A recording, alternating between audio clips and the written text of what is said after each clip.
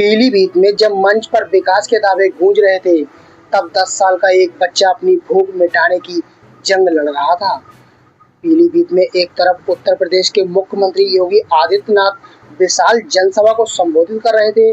मंच से विकास की योजनाएं, उपलब्धियां और वर्ष 2027 के चुनावी संकल्पों की बातें हो रही थी।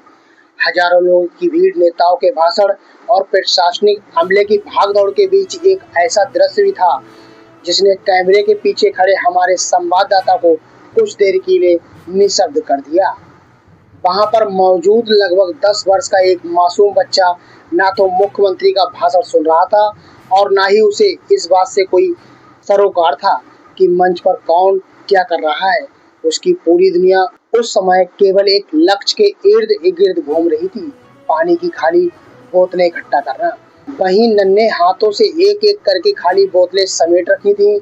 उससे पूछा गया कि वह क्या कर रहा है। बच्चे ने बेहद सहजता से जवाब दिया, मैं खाली बोतलें इकट्ठी कर रहा हूँ। जब उससे पूछा गया कि कितनी बोतलें इकट्ठी हो चुकी हैं, तो उसका जवाब था कि आप सुनकर हैरान हो जाएंगे। उसने कहा कि लगभग 500 बोतलें इकट्ठी हो चुकी हैं। कितनी बोतलें इकट्ठी कर ली आपने?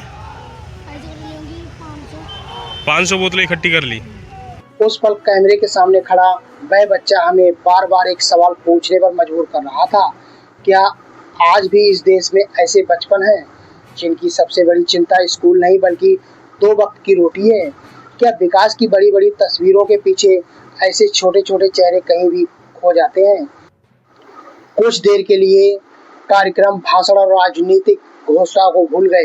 मन में बार बार उसी बच्चे के चेहरे पर जाकर ठहर गया जो हजारों लोगों की भीड़ में अकेला था।